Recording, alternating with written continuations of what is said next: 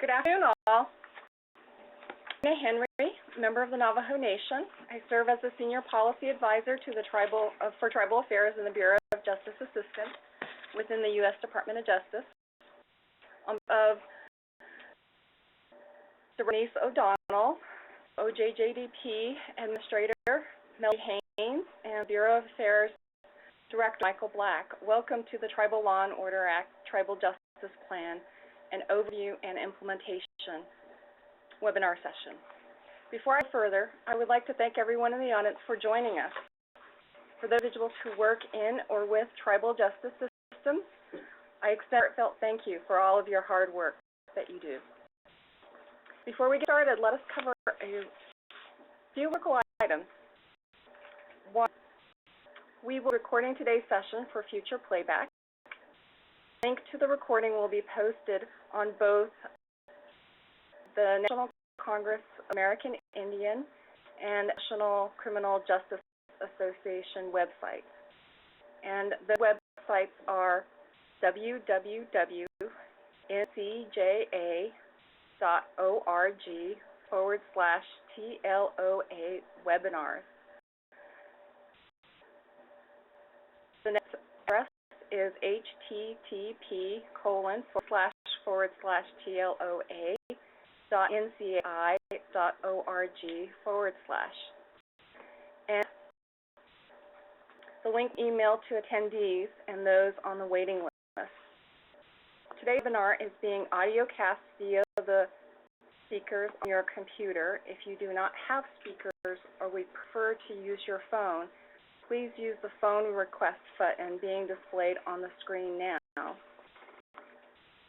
Given the number of people joining us today, we have new participants to reduce background noise. If you have questions for the presenters, we encourage you to submit them using the chat feature on the right side of your screen. Please select Host and Presenter from the drop-down menu next to the text box.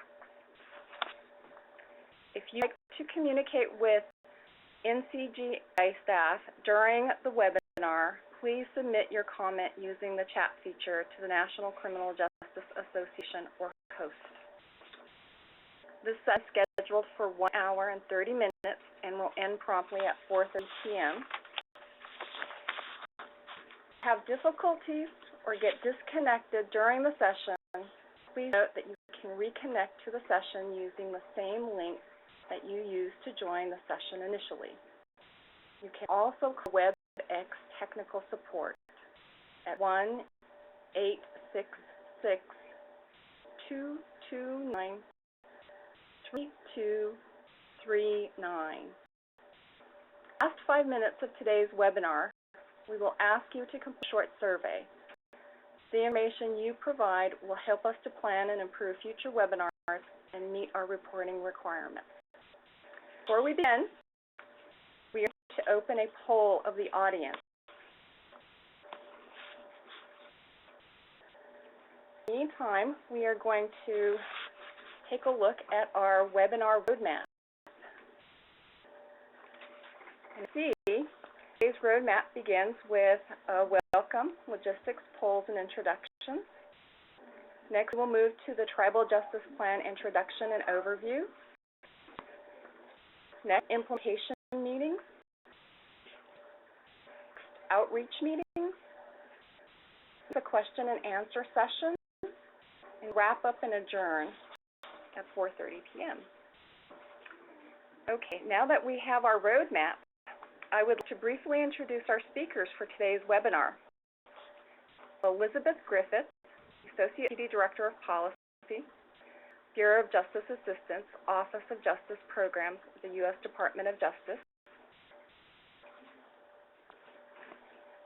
We have Darren Cruzan, the Deputy Bureau Director, Office of Justice Services, Bureau of Indian Affairs, U.S. Department of Justice. We have James Antal, the Deputy Associate Administrator, Office of Juvenile Justice and Delinquency Prevention, the Office of Justice Programs, U.S. Department of Justice. provide the Tribal Justice Plan introduction and overview, I turn the microphone over to Betsy Griffith.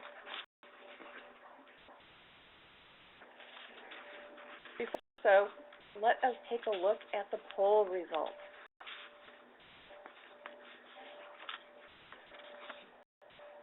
Okay. So this is Betsy Griffith, and I'm going to jump in for a few moments as we're collecting our results on the poll. Thank you again, as Narina said, for being here today, and we're so excited to provide an update of the Tribal Justice Plan, which is one of the activities under the Tribal Law and Order. We did want to kind of focus this conversation. We did get a number of questions in preparation, and it seems like there's significant interest in the field generally around how the Tribal Law and Order Act is being implemented. But I did want to clarify that for today's discussion, we're going to be specifically focusing on the Tribal Justice Plan. As I mentioned, as part of the passage of the Tribal Law and Order Act in 2010, Congress directed the Department of Interior and Justice to develop, in consultation with tribal leaders and tribal justice professionals, a long-term plan to address incarceration and alternatives to incarceration in Indian country. During the course of 2011, we put together a work group and hosted a series of listening sessions with tribal leaders, tribal justice officials. In addition to holding listening sessions, also held focus groups. We hosted a series of webinars, drafted a plan that we released to the public, accepted comments, and then made changes to the plan based on those comments. And it resulted in the long-term plan to build and enhance tribal justice systems. Focus, as you've noticed, will change a little bit, and that really was a result of those comments that we received from tribal leaders and tribal justice officials. And with mine, I'm going to turn it over here to talk a little bit about the themes that grew out of the Tribal Justice Plan and why we ended up changing the direction a little bit.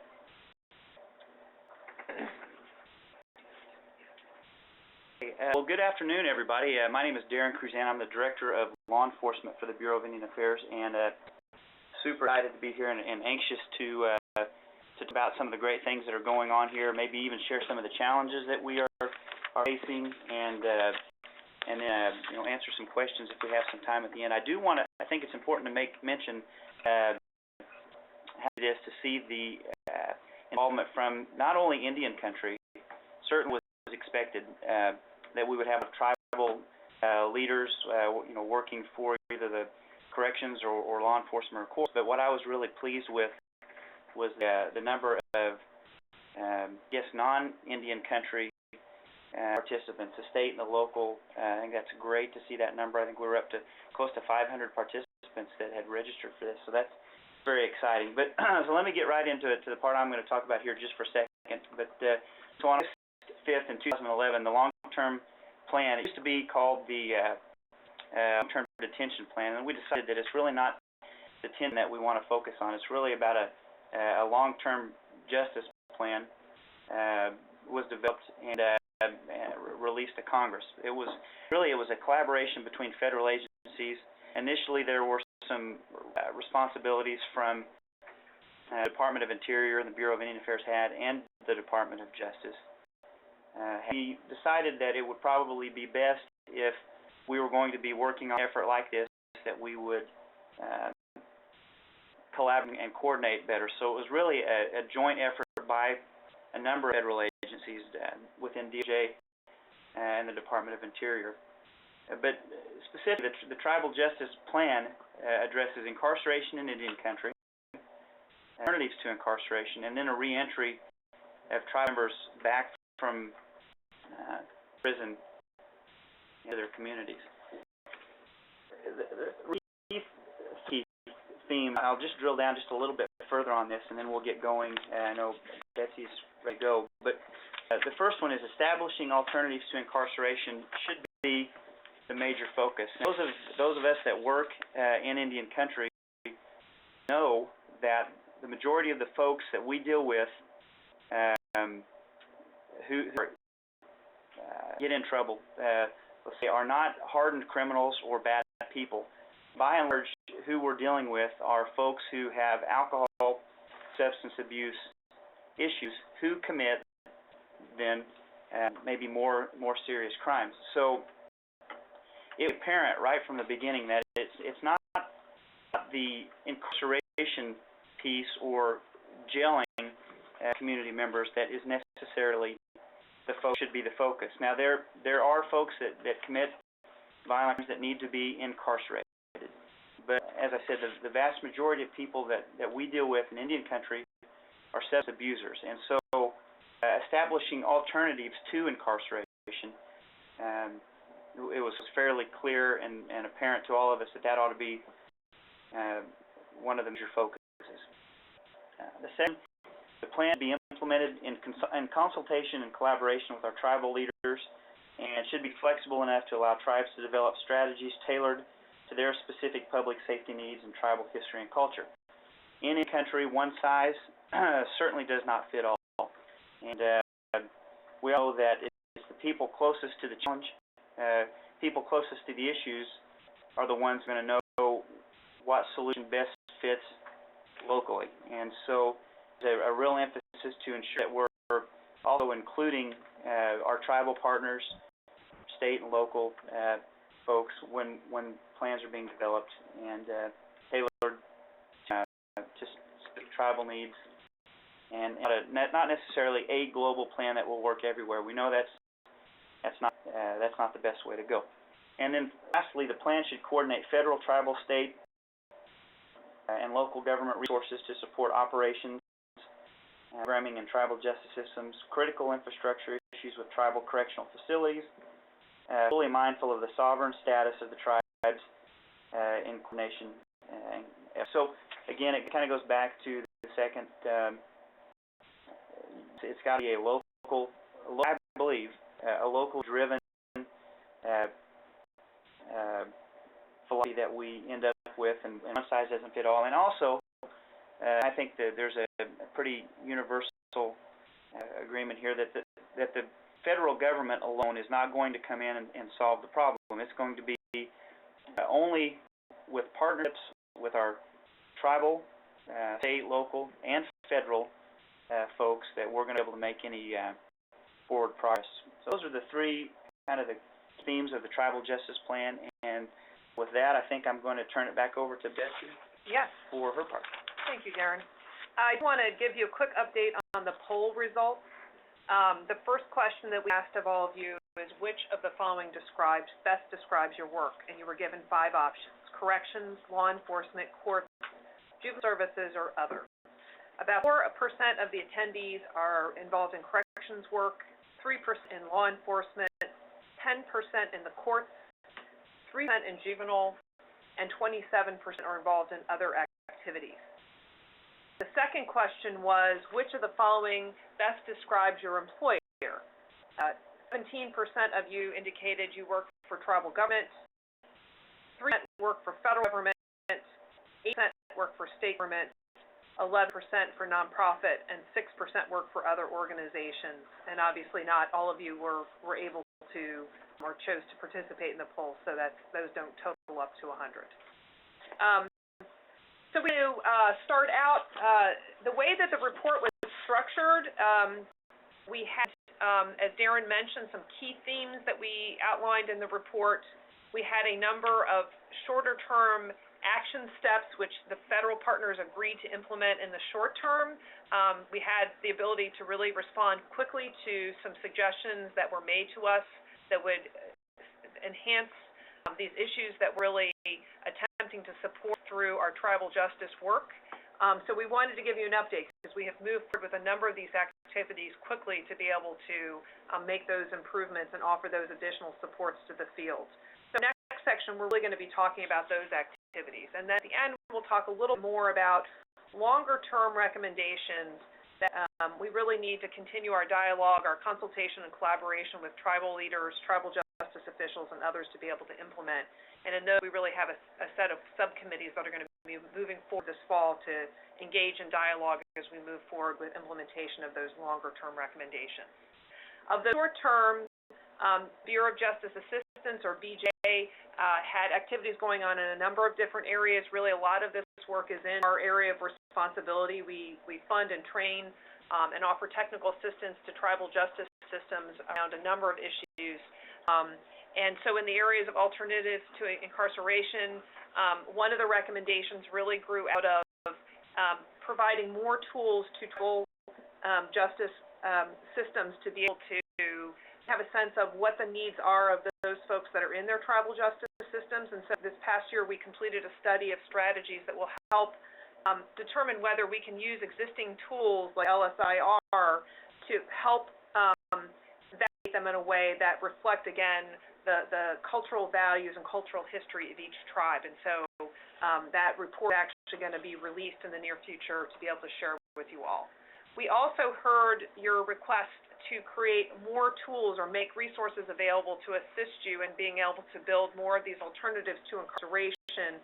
As Darren reflected, there's a significant relationship between substance abuse and crime. A lot of folks that are involved in criminal activity also have substance abuse issues. And so based on your recommendation, last year we made a clarification and now will allow funding of electronic alcohol and offender monitoring devices and other related equipment so that you can increase your ability to have folks out in the community but still have accountability and make sure you have a sense of what's happening vis-a-vis the substance abuse issues. In addition, to be announced at the end of the month, but through National Training and Technical Assistance Solicitation, we have selected a new partner who will help work with tribes that are interested in implementing these kinds of electronic monitoring programs, so that as you're thinking through the issues or maybe thinking about how you might implement funding that you would get from us or other funding you have, we're happy to support you in that effort. In addition, looking at other areas of alternatives to incarceration, a significant issue that was raised is whether witness intimidation is impacting tribal justice systems' ability to be able to manage cases that are coming into tribal courts. We have conducted a preliminary assessment of witness intimidation issues in Indian country, taking a look at the nature and extent of the issue as well as its impact. And again, we'll be releasing this in the near future. And then, as I mentioned before, in 2012, we put out a tribal capacity development solicitation. In addition to the TA around monitoring, we also will be selecting a partner to be announced at the end of the month who will conduct a pilot in some selected tribal communities on the use of offender risk assessment tools in tribal justice, from entry into the system all the way, at arrest, all the way to the point they come out of reentry. Again, these are designed to provide new tools and information so that tribes can best target the resources that have and determine where those gaps are that they can bring to sort of help deal with significant issues that they have in their community.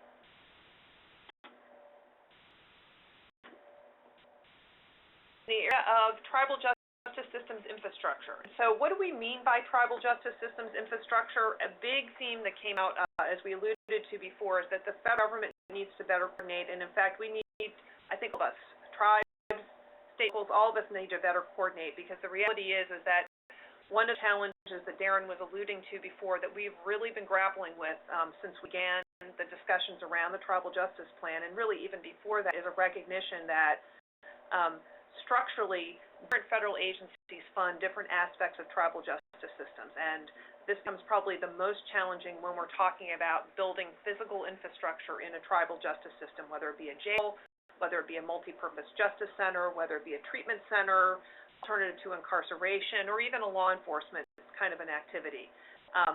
Building of the building potentially can be funded by different agencies, including Justice, Interior, Agriculture, and HUD.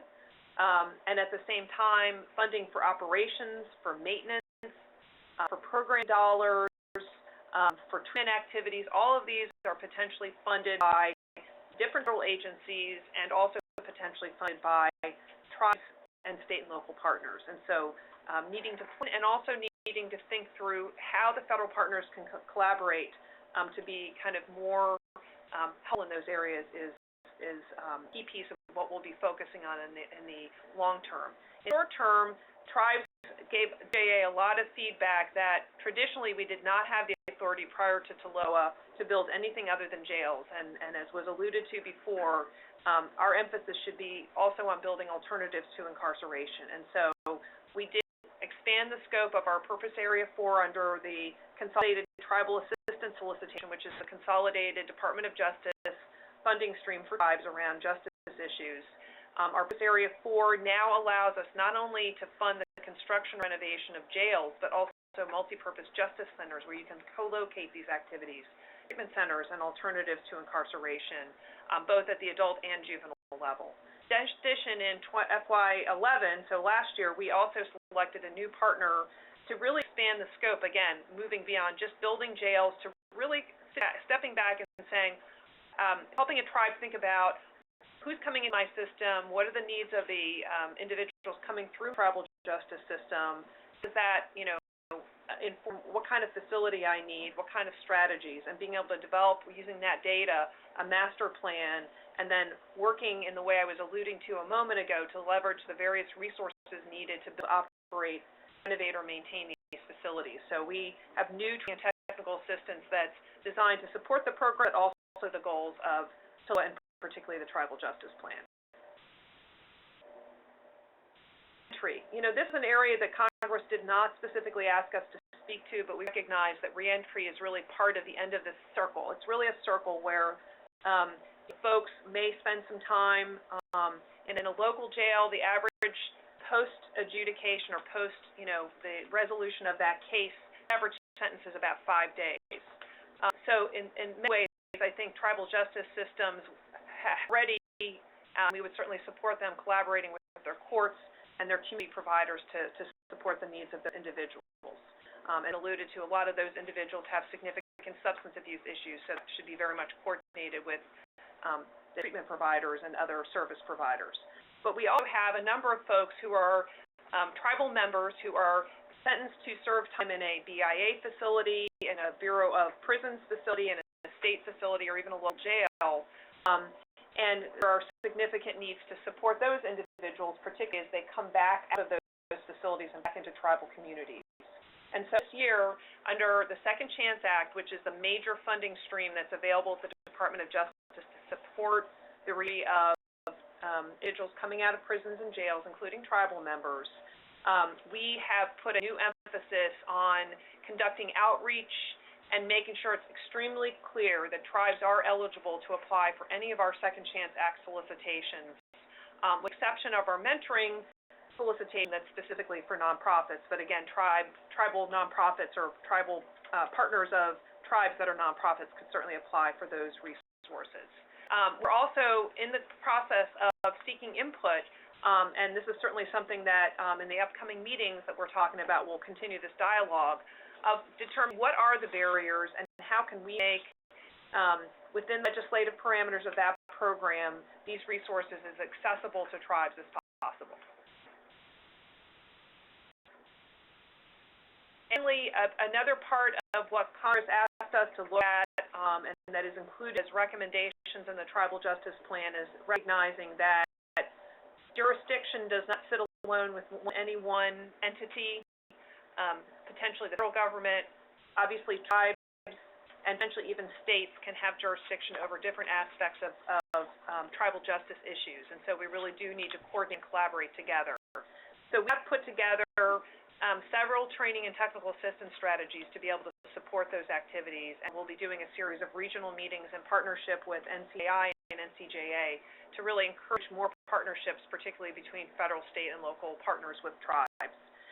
In February 2012, we launched Walking on Common Ground, a revitalized website. The link is up here for you to see, and it highlights a number of existing collaborations that you might want to take a look at, become aware of some promising practices, ways that others have come to agreement around court jurisdiction, joint jurisdiction courts, other cross-deputization or cross-jurisdictional agreements to be able to coordinate activities. And with that, I will turn it over to Darren, but as I do that, I do want to let you know that we are collecting questions as we go along, and we will, at the end of our presentation, be responding to those questions. All right. Well, thank you, Betsy. So, as we began our work on this tribal justice plan and fleshing out some of the to-dos, if you will, each one of the agencies that were a part of this said, okay, what are the things that are more in our area of expertise? What can we take? What will you take?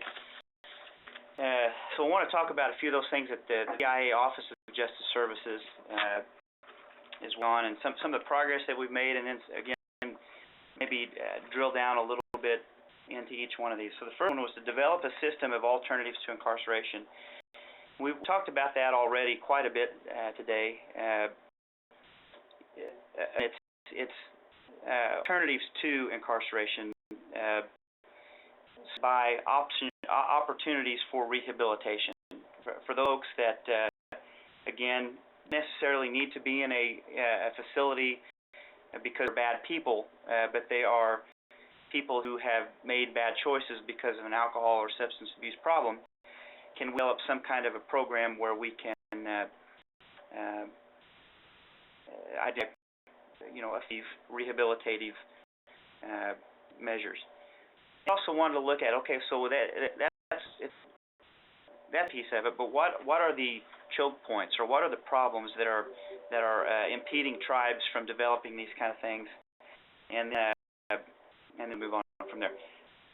So, to ensure that tribal jails comply with standards, so that if the is confinement, whether it be for rehabilitation or whether it be for simply incarcerating folks, we want that we are housing our folks in safe and secure facilities, that their basic safety needs are being met, health, sanitation, those kind of things.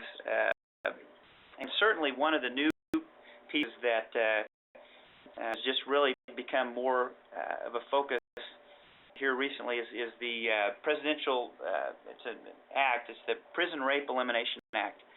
It was in 2003 that all of the federal government who have confinement responsibilities are going through their policies and procedures or rulemaking to ensure that you're addressing those kind of need issues, whether it be, as I said, through policy or whether it be through regulation. And then the last thing is to develop a data-driven, comprehensive programming. And anecdotally, I think for a long time, we've all tribes, the BJA, the DO, we talk in of percentages, but I don't know that we've always been able to quantify those numbers and stand on them, knowing that these are accurate, and then take those statistics and formulate a intelligence-led kind of program. And so that was another thing that the BIA Office of Services said, look, we'll take the lead on that one and go from there. I'm trying to. Okay.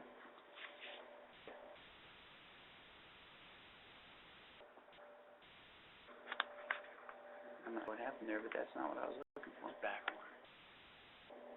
Okay, so the first one, develop a system of alternatives to incarceration. In my mind, I'm really looking for a crawl, walk, run approach. For instance, one of the things that in talking to tribal partners all over the United States,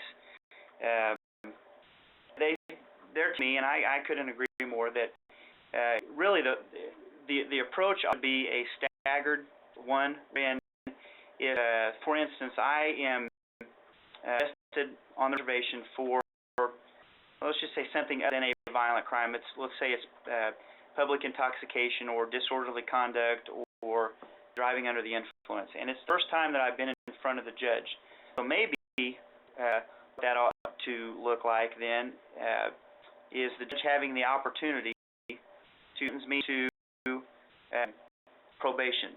So then we have to start thinking about, okay, what does that look like? A lot of tribes have probation officers. A lot of tribes don't have the funding for probation, but in this alternative to incarceration, that is definitely a piece that we need to be thinking about, and one that we are talking with our tribal partners about to kind of develop an idea. So, if I'm arrested for that and I go to the judge and he puts me on probation, maybe one of the things I have to do is once in the morning I have to go to the police department and take an intoxilizer, a breath alcohol test, to make sure that I'm not drinking.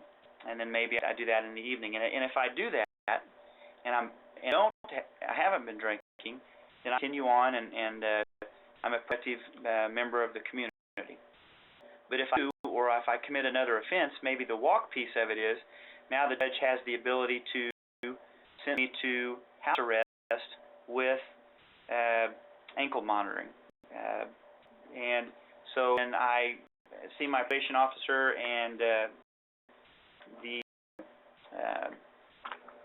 every so often I have to take the breath test, and I'm confined to going to work or staying in my house.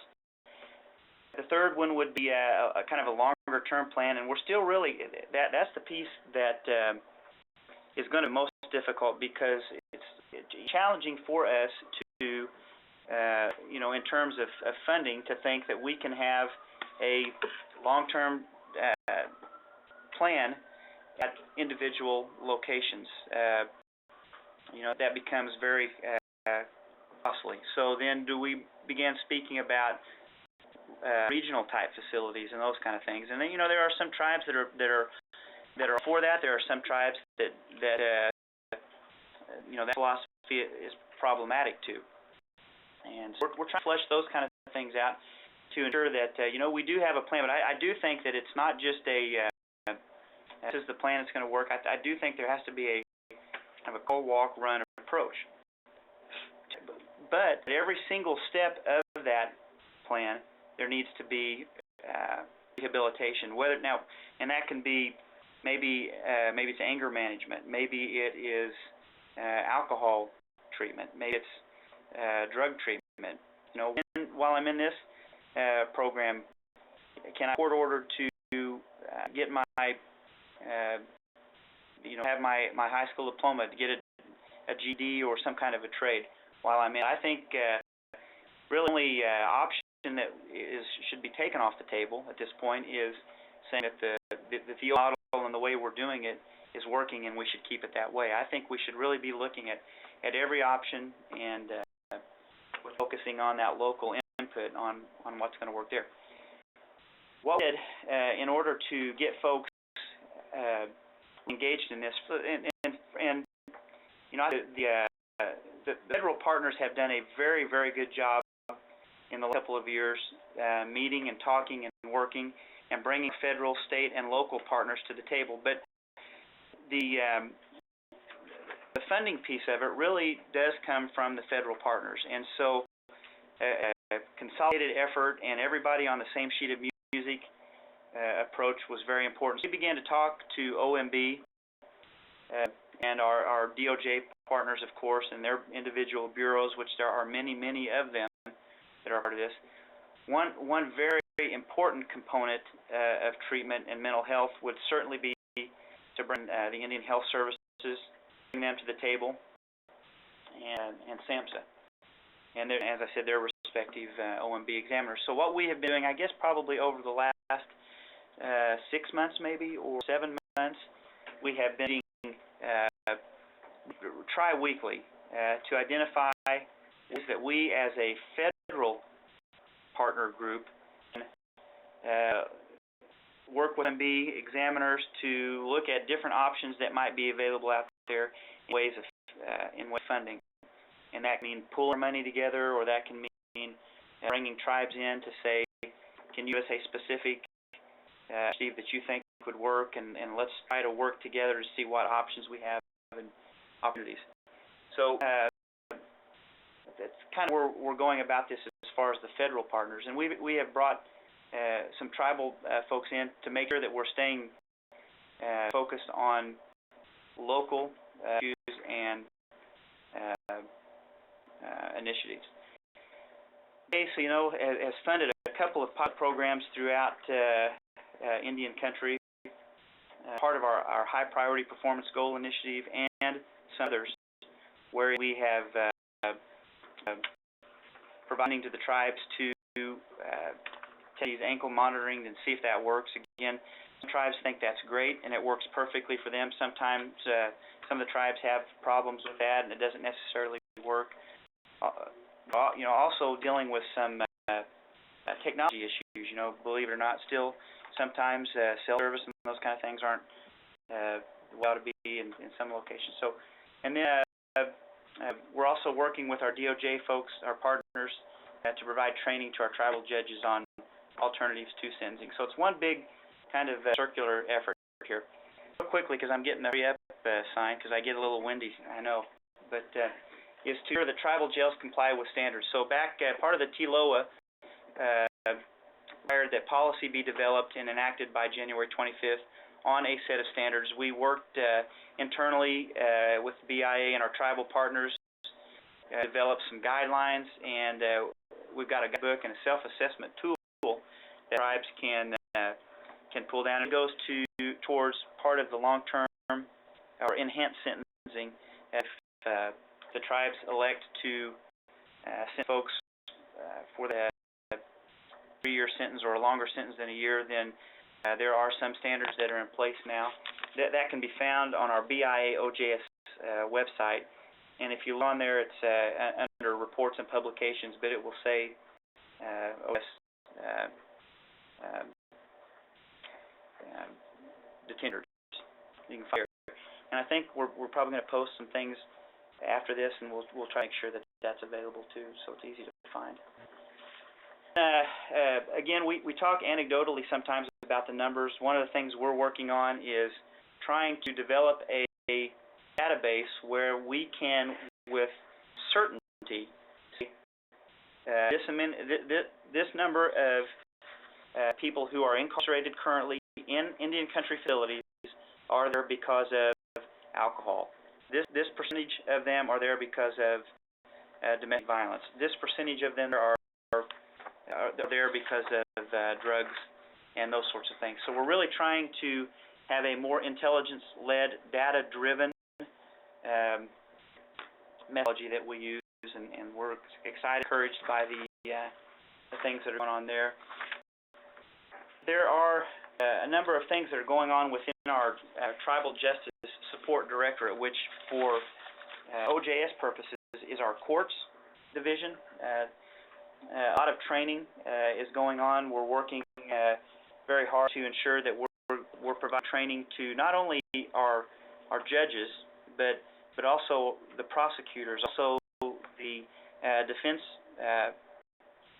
attorneys out there working in Indian country. And one of the exciting things to me is that Triggle, who is the associate director for there, saw the need and the importance of not having individual trainings for the judges, not having individual training for the prosecutors and individual for the defense, but combining that where all of the court personnel can come, sit together, get training, but even more so, then begin to talk and have dialogue about best practices and those sorts of things. And it's been very, very good. We've done a number of those already, and I'm just going to throw this up here on the slide. On the left-hand side, it talks about some of the training that we've done, the advocacy training, so narcotics, domestic violence, sexual assault, illegal drugs, all of those kind of things we've done, and there's just no end of our desire to really bulk up the courts side of the house when it comes to training and when we can, the funding, bringing them in to be part of the solution for this. But again, we really see this as a crawl, walk, run philosophy that's going to have rehabilitation, or is going to have rehabilitation all the way through it. But very excited and anxious to answer a bunch of these questions that we're starting to see. But right now, what I'm going to do is I'm going to hand it over to Jim Antel, who's the Deputy Associate Administrator, Office of Juvenile Justice and Delinquency and Prevention. So, Jim, all right, yours. Great. Thanks, Darren. This is Antel with OJJDP, and yes, I did want to add to what Darren said. We are getting a number of questions, which is great. I thought I might touch on one right now since it had to do specifically with juveniles. and the question was, I was wondering if any of this discussion today will apply to juvenile and tribal youth courts. And certainly, as we focus, as we started at the beginning, there's the primary focus on alternatives to incarceration, or I think from a juvenile perspective, certainly alternatives to detention is language that's more commonplace in the juvenile justice system.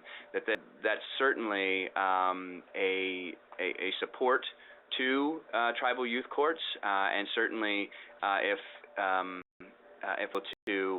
to expand on those through the work that we do through our fund sources or technical assistance or training, that's something that we're definitely going to focus on. So certainly I'm going to touch on a few of those things during my presentation. OJJDP, we have a tribal team that provides grants management and assists tribal grantees in accessing technical assistance and training. Following the passage of TLOA, our tribal team members participated in the development of the Tribal Justice Plan to make sure that the juvenile perspective was heard and represented throughout each stage. OJJDP has a long history of working with tribes to support juvenile justice and delinquency prevention needs through funding, technical assistance, and training. We are continuing to build upon and expand this work through the many recommendations identified in the Tribal Justice Plan. We've highlighted so far throughout the webinar, the recommendations can be categorized into three key areas: detention, alternative detention, and reentry. Each of these points along the justice system are relevant for the adult and juvenile populations in Indian country. Obviously, the focus of OJJDP is on the juvenile justice system, and more importantly, the prevention part of the system. The office wholeheartedly supports the use of alternatives to incarceration or detention, since they are aligned with the primary focus of the juvenile system, which is rehabilitation and supporting youth development. With the publication of the Tribal Justice Plan, OJJDP has been working diligently to respond to those juvenile justice-specific recommendations. So the slides that I'm going to present are going to go through those recommendations that are specific to juveniles out of the over a dozen recommendations that are in the report. So on this slide, you see the first recommendation is to use resources from the youth program to support alternatives to incarceration programming. OJJDP is able to support this recommendation through two funding streams: the Tribal Youth Program and the Tribal Juvenile Accountability Discretionary Grant Program. Both these funding streams have been braided into the Coordinated Tribal Assistance Solicitation, or CTAS. OJJDP administers the Tribal Youth Program, which supports tribal efforts to prevent and control delinquency and improve tribal juvenile justice systems for tribal youth. TA is part of the Indian Country Law Enforcement Initiative, a joint initiative of the U.S. Departments of Justice and Interior to improve law enforcement and juvenile justice in Indian Country. In order to support this recommendation, these funds can be used for staffing purposes, such as funding program staff in detention alternative programs that incorporate tribal best practices and traditional healing methods. I did see a question come up around best practices, which we'll certainly touch on at the end when we get to that point to answer a couple questions. The funds can also be used for strategic planning purposes. So the funds can support the development of a strategic plan to enhance or expand alternatives to detention within the tribal juvenile justice system.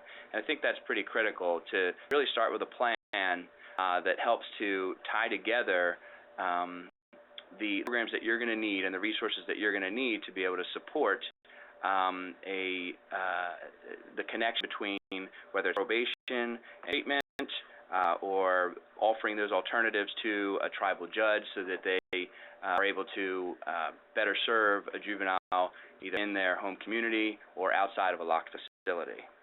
So a system of alternatives can include things like mental health, substance abuse services, as well as diversion services, and programs with graduate sanctions.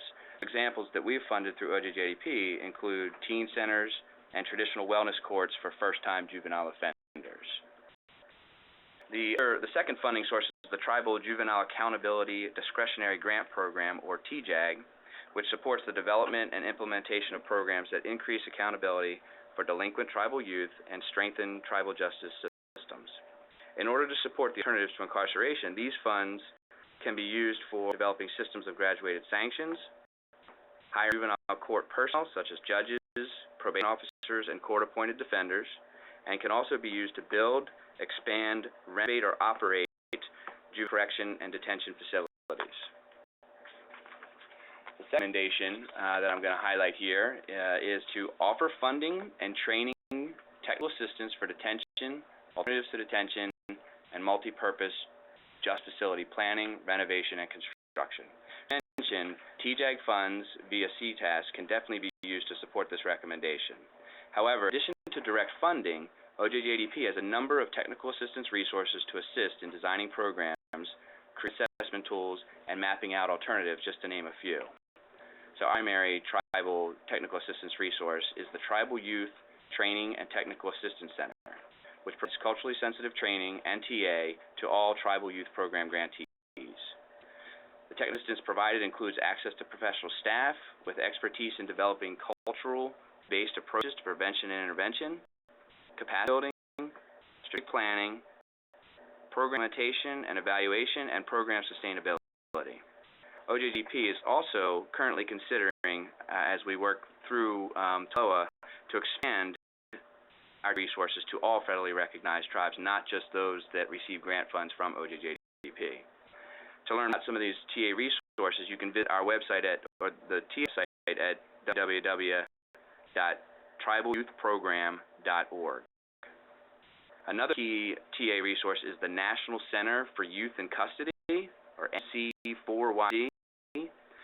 Technical assistance and training resources through this site are focused on supporting direct care staff in juvenile detention facilities. So this can include the development of training curriculums to incorporate best practices into your programming.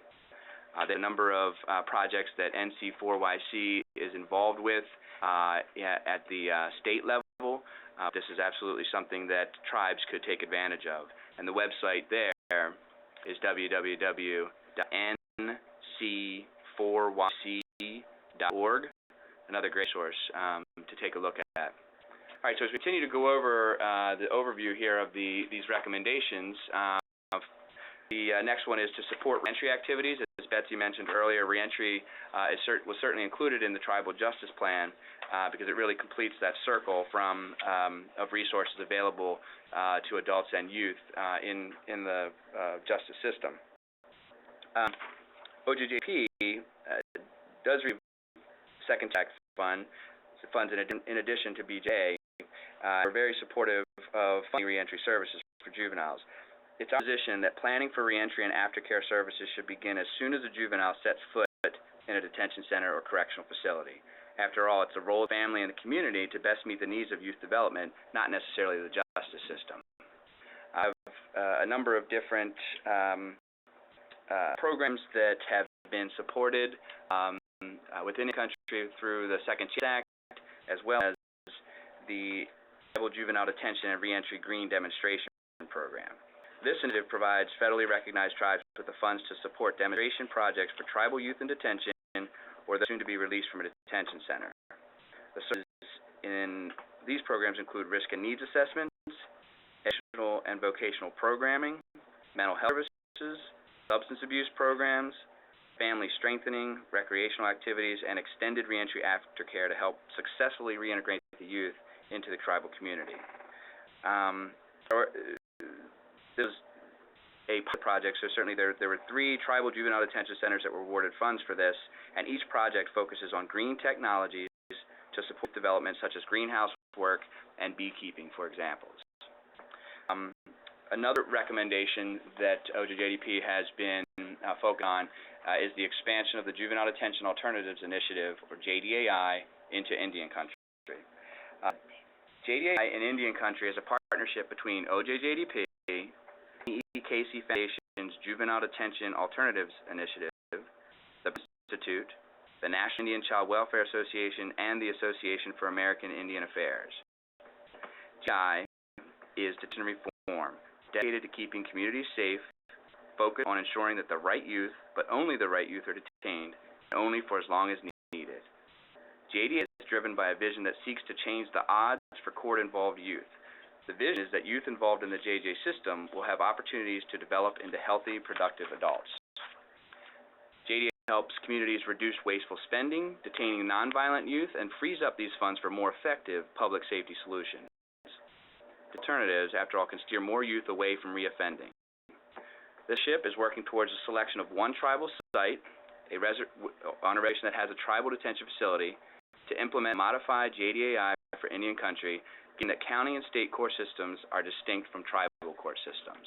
Certainly, this public-private partnership is something that OJJDP is very proud of. It's in its early stages, and there will be opportunities to hear more about this, certainly upcoming at the Tribal Justice Safety Wellness meeting in the beginning of October, and there will be other opportunities that we'll certainly publish through our JuveJust listserv.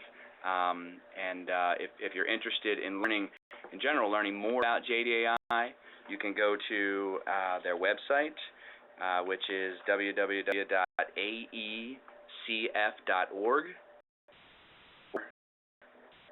Sources the JDAI Help Desk. So it's JDAIHelpDesk.org. Two resources that you can look into to learn a little bit more about JDAI. Okay, so let's see here. The last slide that I have here, I'm getting the hook. These are really focused more on our opportunity to improve coordination with other offices in Department of Justice and the Department of Interior. Certainly this webinar is a great example of our first steps in trying to coordinate between offices. But the specific recommendation here from the Tribal Justice Plan is to explore resources of the Bureau of Indian Education to address offender educational requirements. So toward the juvenile justice issues and resources are represented and included, OJDP is actively engaged and represented on two work groups of the Interagency Indian Alcohol and Substance Abuse Coordinating Committee, the Education Resources Work Group and the Inventory Resources Work Group. These two groups will be working closely together this year to create a broad list of federal resources that serve tribes with a more focused inventory of education and related resources by the Educational Resources Work Group. And the final recommendation that I'll touch on is this opportunity to enhance coordination of current federal funding for tribal corrections facility and multipurpose justice center planning, construction, transition, maintenance, operations, and programming. I already mentioned a number of DOJ funding opportunities that are braided into CTAS that can be used to support this. However, I think the recent convening by BJA of the Correctional Alternatives Pilot Working Group is a great opportunity to move this recommendation forward. This is something that Darren is chairing, and the stages are to focus on a number of facilities that are located in three areas: Red Lake, Mountain, and the Duck Valley Juvenile Services Center. So that is my piece. Thank you very much for the opportunity to share some information on OJJDP's role in the Tribal Justice Plan.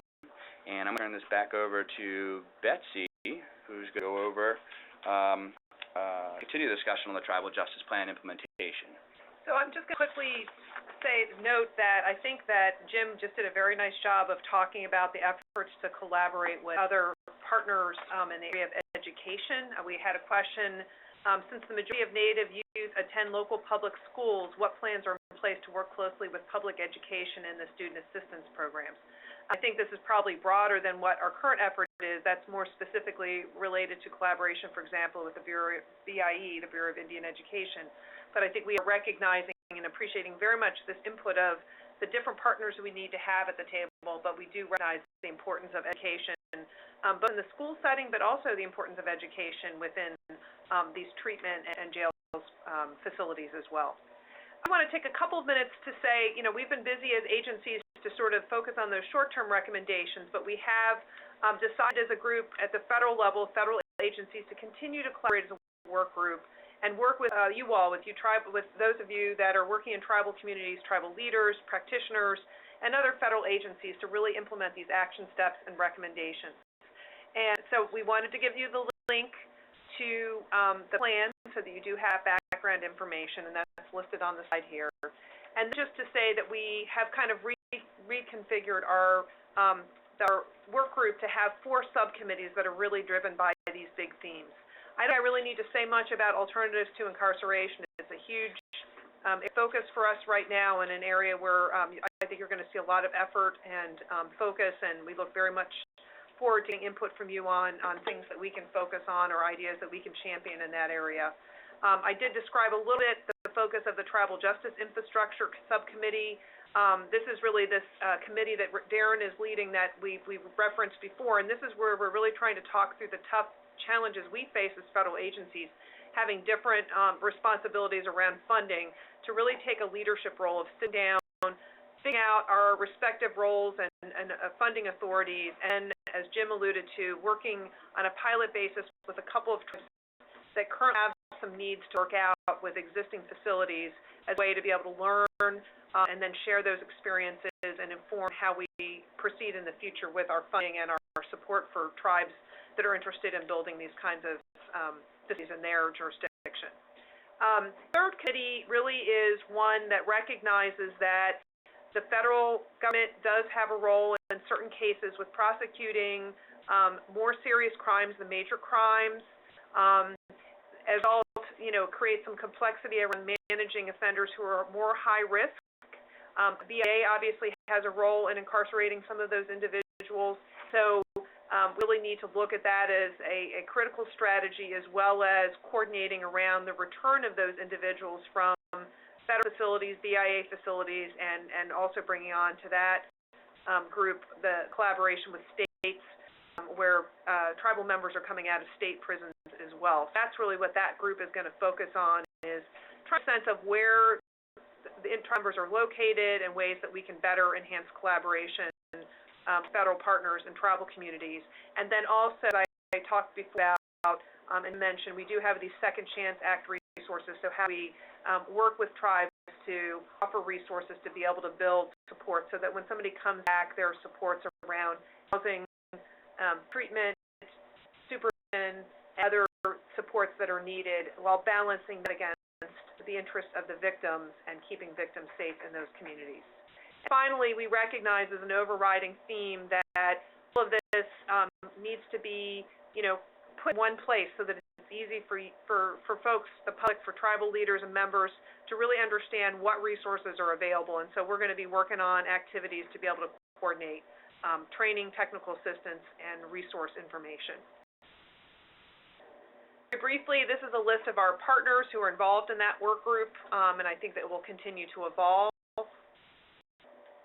And most importantly, this is really the kickoff of a series of meetings where we really want to invite you all to come and learn more in detail what we're talking about today, as well as to have a dialogue about ways, that we can best implement these activities and best get this information out. So, starting today, we do the overview, but on October 3rd and 4th, we're going to be, as part of the Tribal Justice, Safety, and Wellness consultation and listening session in Tulsa, Oklahoma. We will be hosting a half-day listening session for tribal leaders the afternoon of October 3rd, and then we'll be hosting 3 focus groups that will look at the issues of alternatives, the tribal justice systems infrastructure, and the issues around reentry. And then each of those groups will also be asked to speak to, how do we coordinate the information that we're providing to the field. We're also taking advantage of some other meetings and adding some focus group activities, some other meetings where we hope folks may already be out, participating in other tribal justice-related activities so that we can take advantage of you being present to get your input. And so just prior to the National Association of Indian Court Judges Association's annual meeting, which is the 18th and 19th of October, we're having a focus group on October 16th and 17th.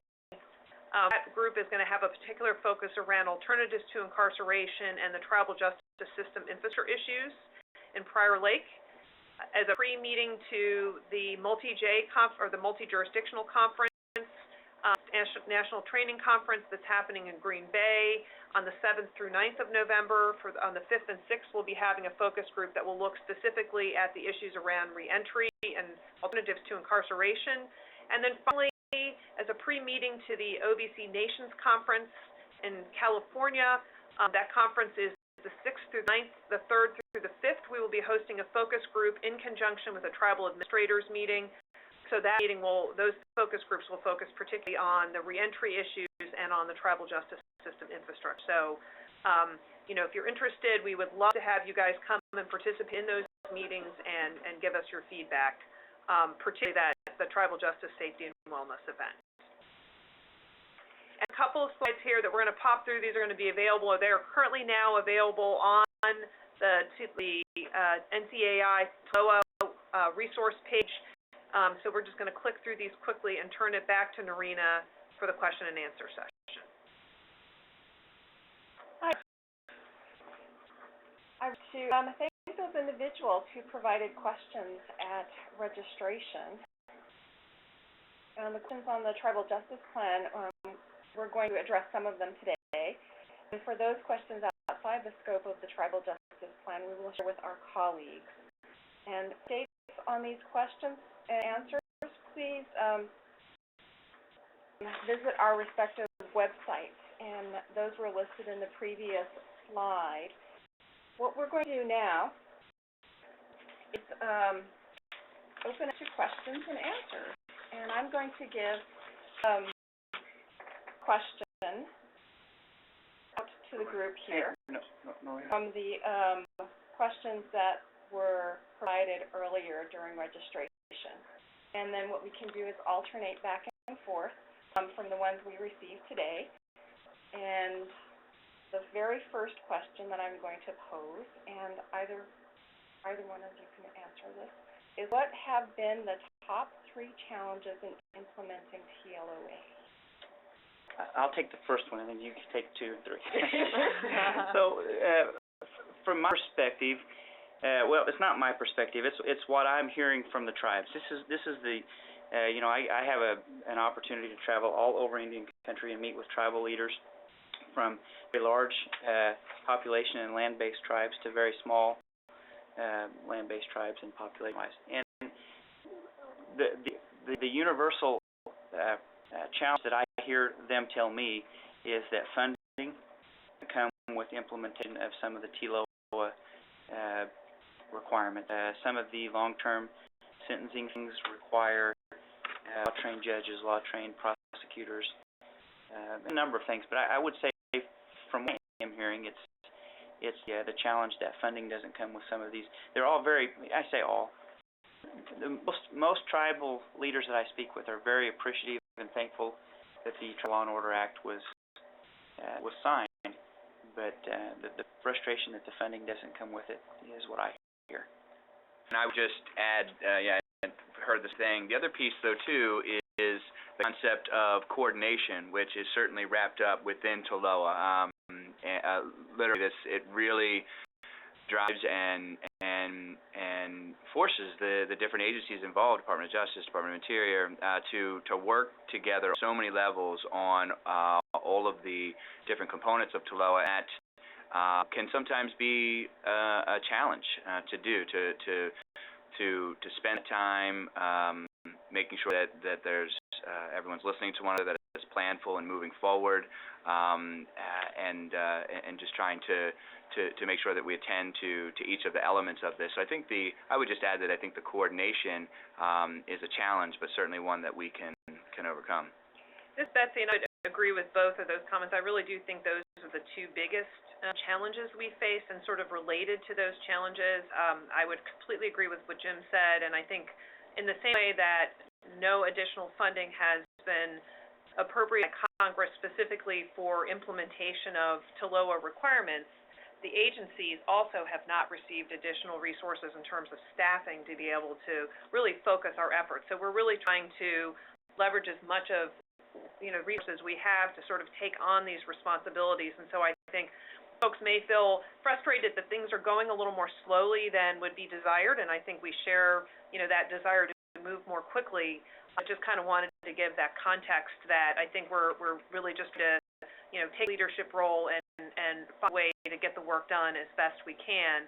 And then I think on the funding aspect, I think it's not just inadequate funding, but kind of coming back to this, that there's multiple funding streams, and then the funding streams or way we approach funding is different. So, for example, BIA's funding is more potentially through 638 contracts and direct service and ongoing funding stream, whereas the Department of Justice's funding streams are more focused on shorter-term demonstration of new ideas without the ability to to fund, sort of over the long-term funding. So I think also we're having conversations about how to structure our approaches in a way that acknowledge that challenge and try to offer strategies to be able to sustain these initial investments that we're able to support trials in making through our program. Okay.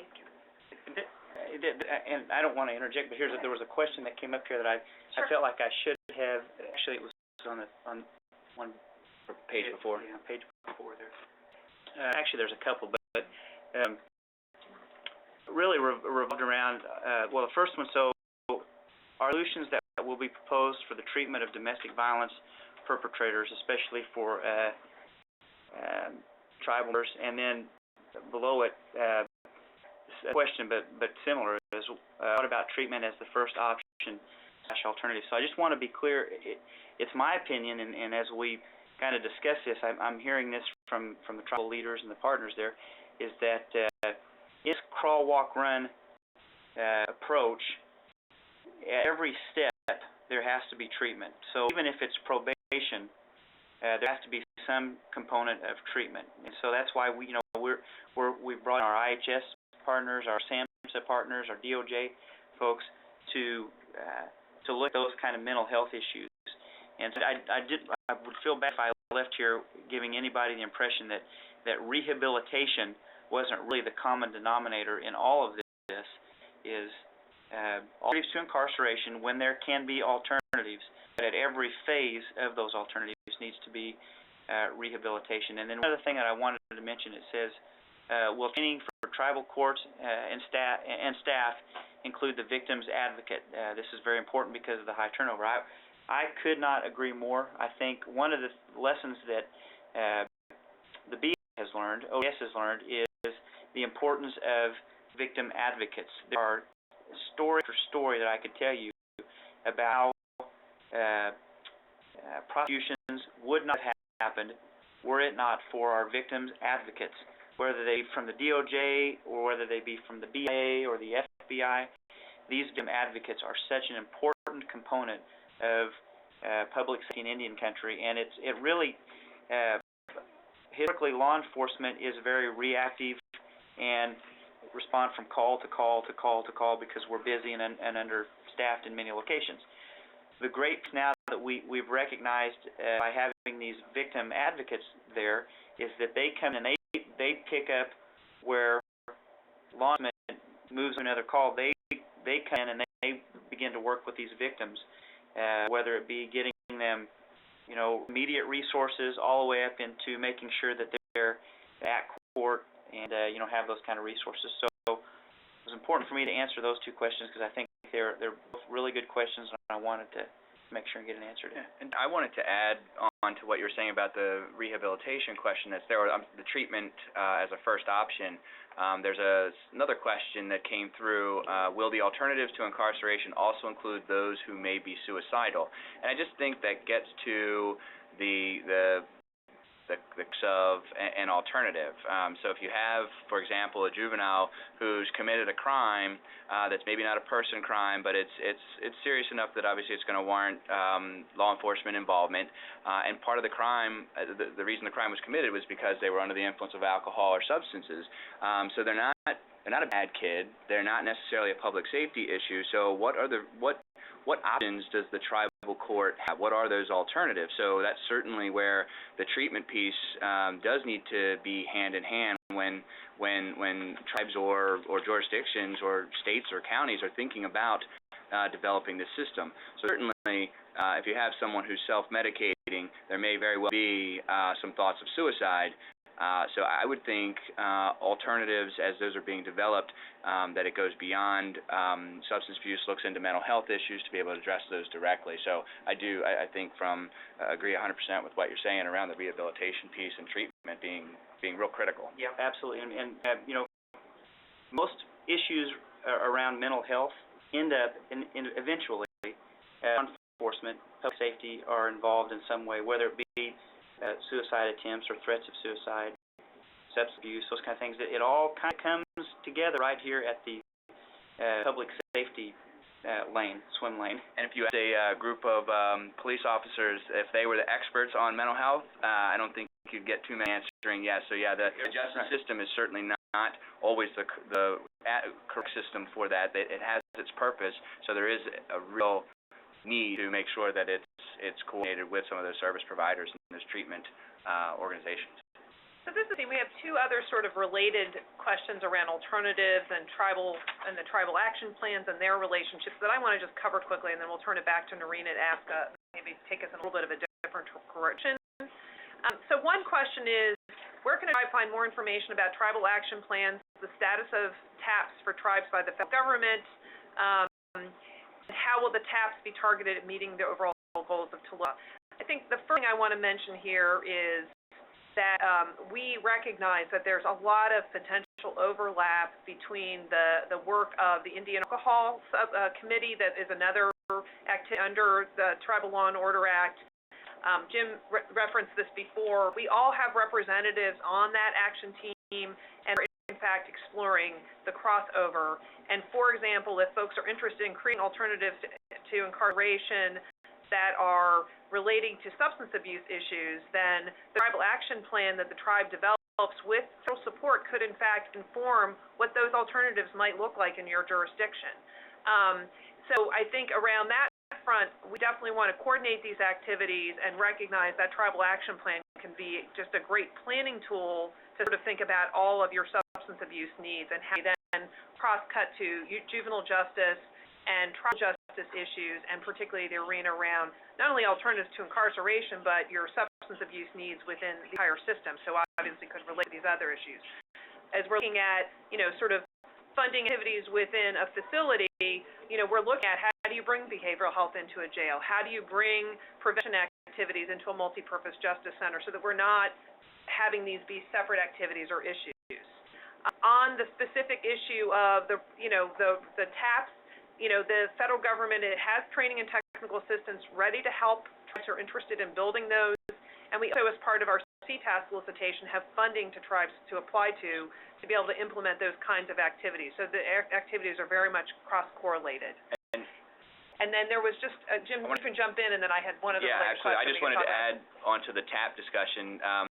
So this is the second in our pair of webinars. So the first one that we held last week, for those on the webinar today, was focused on TAPs. So it was last week on the 12th. And I think that the materials are housed on a website, but I'm sorry, it's going to be on our website, but in the meantime, if there's an interest in gaining a lot more information on TAPs, you can go to the Office of Indian Alcohol and Substance Abuse's website, which is www.samhsa.gov/LOA. You'll be able to find quite a bit of information there on the TAP, and I would venture to guess that our materials from that the first webinar would be posted there, as well as the DOJ TLOA website, so you'll be able to find some of that information there. Sorry about that. I just wanted to add that since you were talking about the TAPs. The only other thing is that there was another question about the TAPs and the registration questions about how these plans could complement or complicate the development of crisis response protocols. Crisis teams, community response protocols, crisis plans, crisis response teams. And I think a lot in that area, you're going to see the crossover between substance abuse and behavioral health. And I think in those ways, again, we want to be as comprehensive as possible. We also don't want to, in our parameters, as flexible as we can be. This really comes back to a question, the theme that came out of this plan, which is this needs to be driven by the cultural values, the cultural history and needs of a specific tribe. So we want to be as flexible, making sure that tribes have the ability to use these resources to target in a way that best reflects their needs. So I think a theme of flexibility is really something we're trying to reinforce. Hi, this is Narina. I'm going to switch the conversation over to reentry, an area that we've not touched upon yet. And Jim got excited to hear about the TAP for a while. He's been working very hard on that. So we've got a question from one of the registration point, and the question is, are there policies and procedures available for building a reentry halfway house for Native Americans, American Indian offenders preparing to be released from the state and federal justice systems? one question that we got, which I think ties in very well with another question that was asked at registration again. And it reads, sometimes tribal members live on tribal reservations or far away from their registered tribal location. How can it be made easier to get help for drug and alcohol and or mental illness treatment? How are members made aware of available help? I'm thinking this is something I'm going to throw out to the group. This is Betsy, and I'll particularly in the first piece jump in and say I think that's really sort of, there's two, in our mind, at least two ways we can support halfway house type activity. And the first area is something I'm really excited to just mention to you all, which is that we did clarify in this year's solicitation that if you are interested in building some sort of facility, you can build transitional housing or halfway housing as part of that. So if you were, to, for example, to apply for a multipurpose justice center, you could actually build some transitional housing as part of that. That would not fund the operations of that, which is why we have this, kind of made a work group thinking about funding streams, but we definitely see that as an option. We're also, part of why we want to be out here through the course of the fall is to have a dialogue about, kind of fleshing out some of these recommendations in a way to be able to support implementation. Other thing that we have begun to explore, and certainly the work group will, reentry and high-risk offenders work group will explore this more. Also looking at, strategies for partnerships with the Bureau of Prisons, who also funds halfway houses. Currently, most of those halfway houses are funded off the reservation, but we are exploring and will be offering information around promising practices of tribes that may be able to get a contract to operate one of those halfway houses.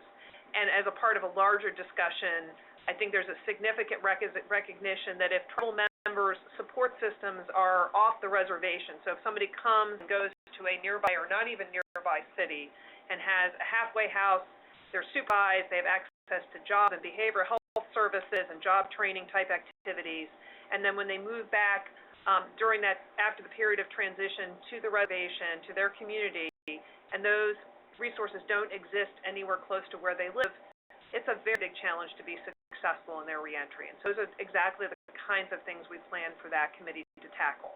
We also recognize this is not all a matter of just working on reservations themselves, and we would like to mention that we do have a couple of projects that we've funded under the Second Chance Act that are in urban areas that are designed to address the needs of tribal members, and so that will be another promising practice that we can certainly highlight with our work. Sure.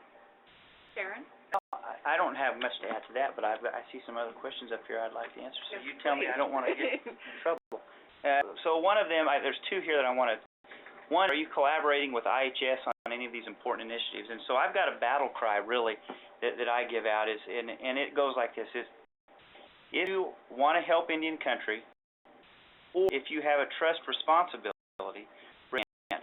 And so basically, any of those two groups, we are open, open arms welcoming folks in. IHS is definitely a part of the meetings that I'm having. SAMHSA, certainly DOJ and of their bureaus. There's just too many to mention, but we are stronger when we work together, clearly, and that's tribal leadership, local providers, BJA, the DJ, and all of the federal government. When we work together, and I can tell you over the last couple of years, there has been a marked difference. I really believe that we are really moving towards something great. I'm excited about it, and it really is about bringing all of the people to the table that have any responsibility or willingness or desire to make things better in Indian country, and it's been pretty remarkable. So to that specific question, yes. In some, there's another one. Could you go just one for me? It says, in the work I've done, we've had some remarkable success in using Circle and sin healing victims, addressing substance abuse, and general overall peace. So basically the question is about, I think, are you looking at more traditional options? We absolutely are. Again, it's one size doesn't fit all. It's the people closest to the issue that have the solution if the people with the ability to make those solutions reality will listen to them, and I tell you that we are listening to the local folks that saying this is what will work for us. And so I think there is some real interest and desire in the group that I'm chairing in looking at kind of like a healing to wellness and more of a traditional type of approach, more suited, you know, and to country and the needs that are there locally. So. And so thank you. This will be our last question for the webinar. But before I ask it, we are going to open a poll and would appreciate your participation. Okay, the question that we are going to ask here is, how are you working with other data collection? Yeah, so this is, let me, just to sort of tie into the last piece, I would reiterate what Darren said and do want to mention that under the CTOS solicitation, Purpose Area 3, we do fund peacemaker, you know, very traditional circles, those types of activities. There's definitely funding streams available to that. Several questions have been raised. Noreen alluded to one, how are we coordinating around data collection activities? And then there were several questions also around, you know, you say evidence-based practices, does this include indigenous methods? Another question came around, well, what are the evidence-based practices? What are we doing to sort of identify, catalog, and disseminate those activities? What I would say is that, number one, we recognize that there is limited research and are definitely committed to supporting more research. And turn it over to in a minute to Jim to talk a little bit about what JJ is doing. But there's definitely an effort afoot to be able to support more research and promotion of promising practices, particularly indigenous methods, as well as other activities that are out there that are being employed in Indian country. So we're very committed to this. We recognize it's a gap, and it's definitely a priority for us in these areas. We also recognize that getting to having a strong evidence base requires a lot of resources. So we also encourage innovation, but what we are basically suggesting is that if we do have some research that can be considered as part of these activities, or ways that we can promote and evaluate promising practices, including indigenous methods, promising practices from a research perspective where we may not have a lot of technical research evidence, but we have a lot of experience to tell us that we know it works.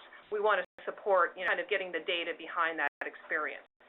On data collection activities, absolutely, again, you're going to see, there's representatives from all three of these agencies that are sitting on a federal agency, set of advisors on the survey that BJA is currently doing.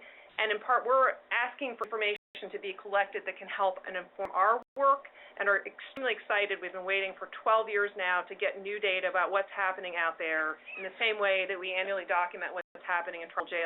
So we're really thrilled to be able to know that information's coming and kind of help better target and direct the work that we're doing. So I'm going to turn it over now on this research issue to give a couple minutes to talk about the work he's doing specifically on the juvenile arena. Well, I'll just take a minute because I know we're getting ready to wrap things up. And I would just add that certainly OJJDP also has funding available through CTAS to support some of the traditional approaches that were referenced in some of the questions here. But when it comes to evidence-based practices,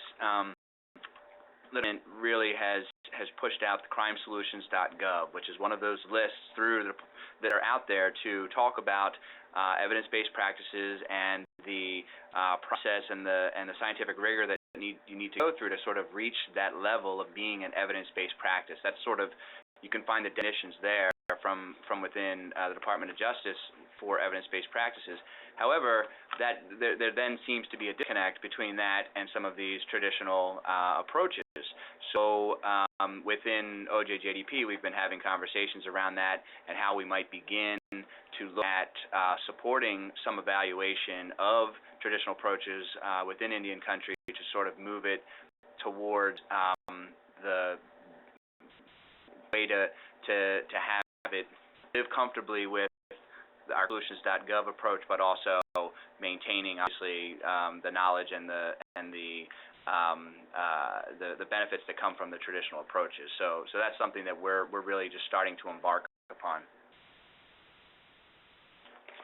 Okay, I hope you are all taking the evaluation we put out there. We really appreciate your feedback on that. I think I heard a lot of good information today, and I think the questions posed by the people who have registered are wonderful. There are a lot of questions, trust me, and that we will certainly take a second read of them, share them with our colleagues, and I would suggest you check back to the website. We will post information on Tribal Law and Order Act activities as well as the Tribal Justice Plan activities. I would like to thank our sponsors of the webinar, and would like to thank Betsy and Jim here, as well as everyone in the audience for joining us today. I would like to thank our partners, the National Congress of American Indians, the National Criminal Justice Association, for their webinar logistics and their feedback on content. And last but not least, thank you to the federal staff in BJA, OJJDP, who assisted in preparing this webinar. Information on the Tribal Law and Order and Tribal Justice Plan implementation activities can be found at the DOJ, BIA, and BJA websites. We shared a slide with all of those website addresses. Please do check there for information. And thank you all for joining us, and have a great afternoon.